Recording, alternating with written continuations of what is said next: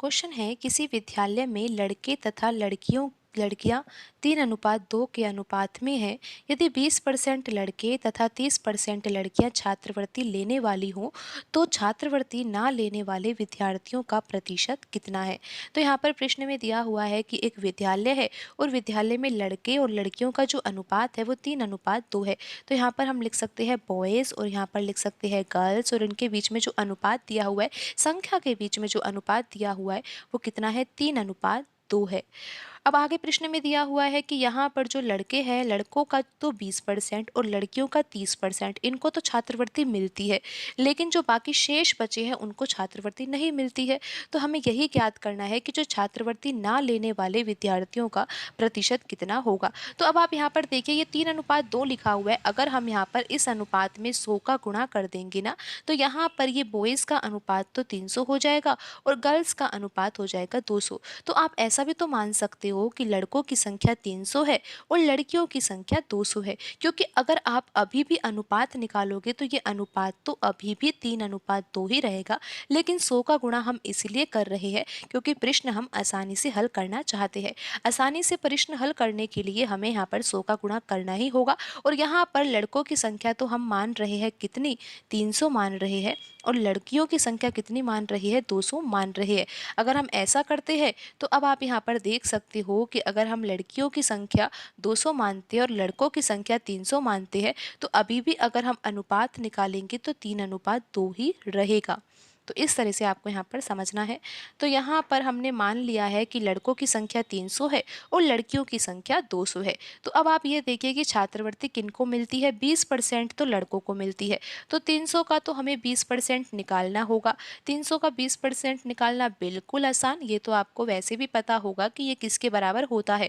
2 zero से यहाँ पर 2 जीरो कट जाएगी और 3 का गुणा 20 से होगा तो यहाँ पर आ जाएगा 60, यानी कि 300 में से 60 लड़कों को तो छात्रवृत्ति मिलती है। तो यहाँ पर हम लिख सकते हैं कि 60 लड़कों को छात्रवृत्ति मिलती है। और यहाँ पर लड़कियों को कितनी मिलती है, 30%। अगर 200 लड़कियाँ हैं तो यहाँ पर हमें 200 का 30% निकालना होगा, क्योंकि 30% लड़कियों को ही छात्रवृत्ति मिलती है। तो यहाँ पर 2 जीरो से ये 2 जीरो कट जाएगी और 30 का गुणा 2 से होगा तो यहाँ पर लड़कियों की संख्या कितनी आ जाएगी, लड़कियों की संख्या यहाँ पर 60 आ जाएगी।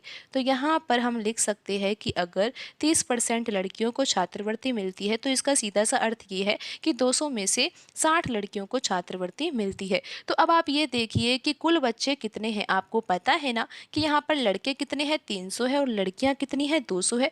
तो कुल मिलाकर यहाँ पर विद्यार्थी कितने हो जाएंगे, 500 हो जाएंगे। और आप ये देखिए कि कुल विद्यार्थियों में से कितने विद्यार्थियों को ही छात्रवृत्ति मिलती है, 60 लड़कों को मिलती है और 60 लड़कियों को मिलती है छात्रवृत्ति।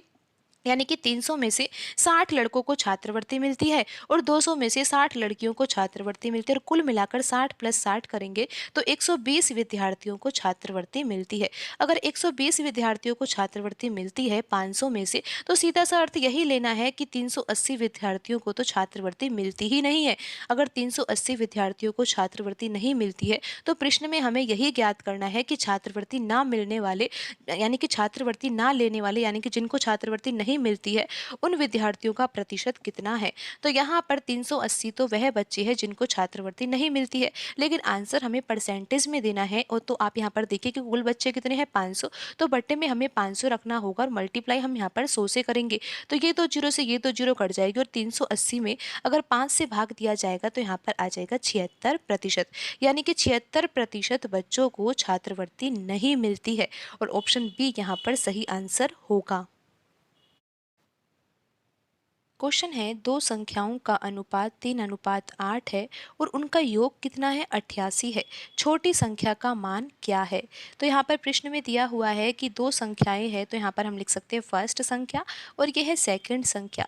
दोनों संख्याओं के बीच में अनुपात कितना है, 3:8 है। और यहाँ पर दिया हुआ है कि संख्याओं का योग कितना है, 88 है।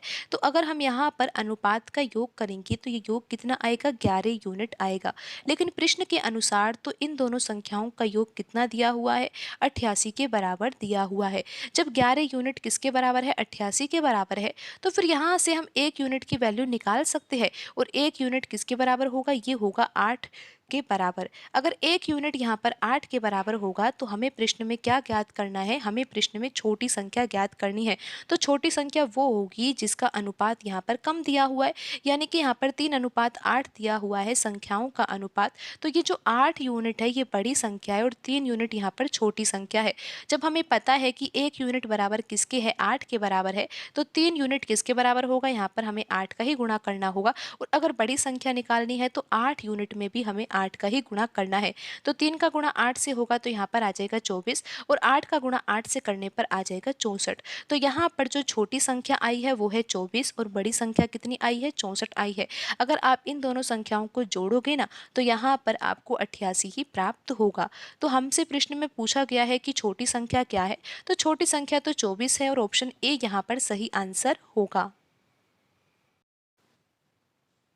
क्वेश्चन है, राम और श्याम की मासिक आय 4:5 के अनुपात में है और उनका जो व्यय है यानी कि जो खर्चा वे करते हैं वो 7:9 में दिया हुआ है। यदि प्रत्येक व्यक्ति 50 रुपये की बचत करता है तो राम की मासिक आय कितनी है।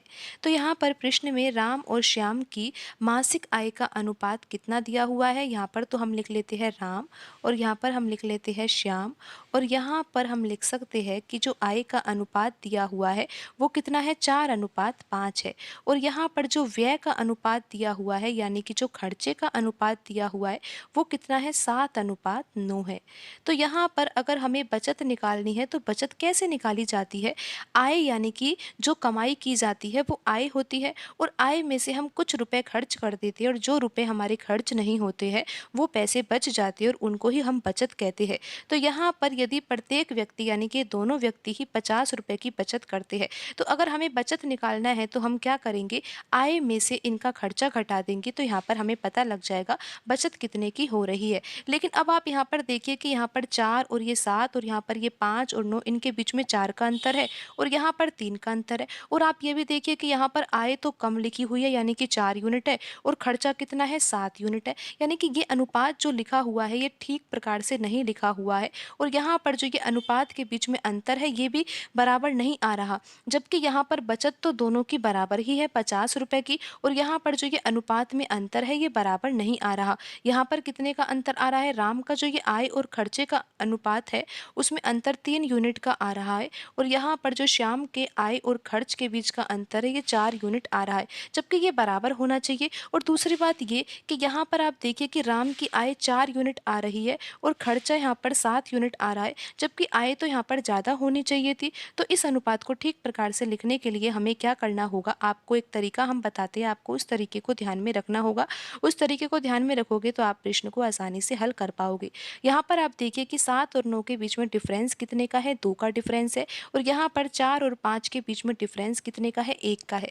तो यहाँ पर जो ये डिफरेंस आया है इस डिफरेंस का गुणा तो आपको इस अनुपात में करना है और यहाँ पर जो ये डिफरेंस 2 का आया है इस डिफरेंस का गुणा आपको यहाँ पर इस अनुपात में करना है। तो अब हम देखते हैं कि नया अनुपात क्या आएगा। यहाँ पर आय और खर्चे का हम नया अनुपात निकालते हैं और यहाँ पर हम लिख सकते हैं राम और यहाँ पर हम लिख सकते हैं श्याम।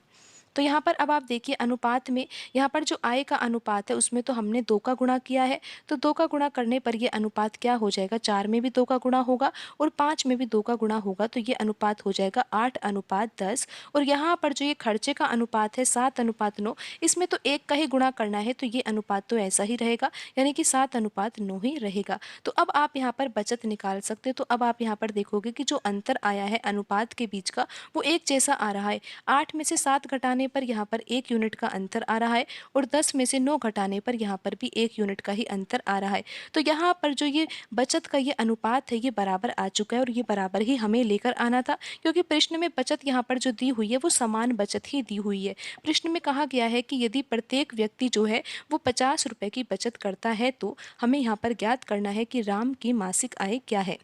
तो आपको पता है कि बचत का जो यहाँ पर अनुपात आया है वो 1:1 है और यहाँ पर जो ये 1 यूनिट है यानी कि जो राम की बचत कह लो चाहे श्याम की बचत कह लो अनुपात तो बराबर ही है और कितना है, ये 1 यूनिट है। तो 1 यूनिट की वैल्यू किसके बराबर होएगी, यहाँ पर जो प्रश्न में बचत दी हुई है 50 रुपये इसी के बराबर होएगी। तो 1 यूनिट की वैल्यू कितनी हो गई, 50 रुपये हो गई। प्रश्न में हमें ज्ञात करना है कि राम की मासिक आय कितनी है। तो आप यहाँ पर देख सकते हो कि राम की मासिक आय निकालनी है तो राम की मासिक आय तो 8 यूनिट है और यहाँ पर श्याम की मासिक आय कितनी है, 10 यूनिट है। राम का खर्चा कितना है, 7 यूनिट है और श्याम का खर्चा कितना है, 9 यूनिट है। तो यहाँ पर हम किसी की भी वैल्यू ज्ञात कर सकते हैं, क्योंकि हमें ये पता लग गया है कि 1 यूनिट बराबर किसके है, 50 रुपए के है। लेकिन प्रश्न में तो राम की मासिक आय पूछी गई है, तो हमें 8 यूनिट की वैल्यू ही ज्ञात करनी है। जब 1 यूनिट बराबर यहाँ पर 50 रुपए है, तो 8 यूनिट किसके बराबर होगा, 8 यूनिट की वैल्यू निकालनी है, तो 8 में गुणा करेंगे 1 यूनिट से, यानी कि 50 रुपए से।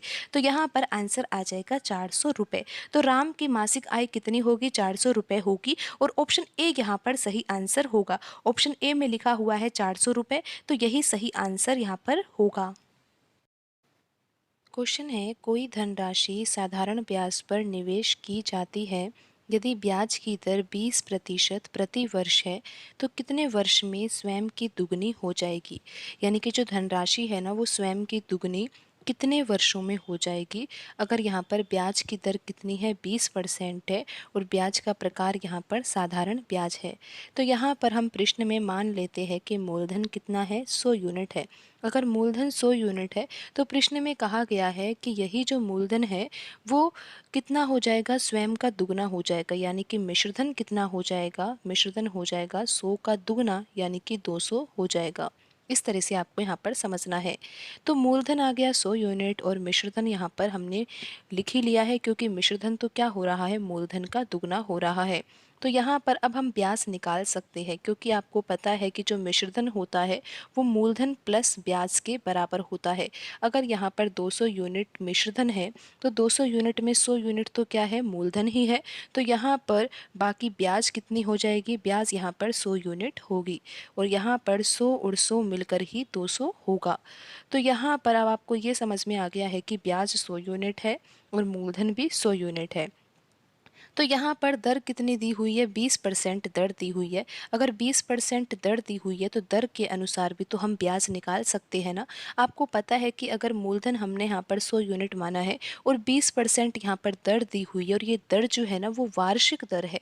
अगर वार्षिक दर है तो फिर 1 वर्ष का ब्याज कितना होगा, 20 रुपये हो जाएगा। अगर 100 रुपये मूलधन है ना, तो यहाँ पर 20 रुपये 1 वर्ष का ब्याज हो जाएगा। या फिर आप यूनिट में मान रहे हो, तो 100 यूनिट यहाँ पर अगर मूलधन है, तो फिर यहाँ पर 1 वर्ष का ब्याज कितना हो जाएगा, 20 यूनिट हो जाएगा। लेकिन यहाँ पर आप ये ध्यान दीजिए कि यहाँ पर जो हमने मूलधन और मिश्रधन के बीच में संबंध लिखा था, उसके अनुसार तो ब्याज कितना आया था, 100 यूनिट आया था। लेकिन यहाँ पर जो हमने दर के अनुसार लिखा है ब्याज, वो 1 वर्ष का ब्याज है और कितना आया है, 20 यूनिट है।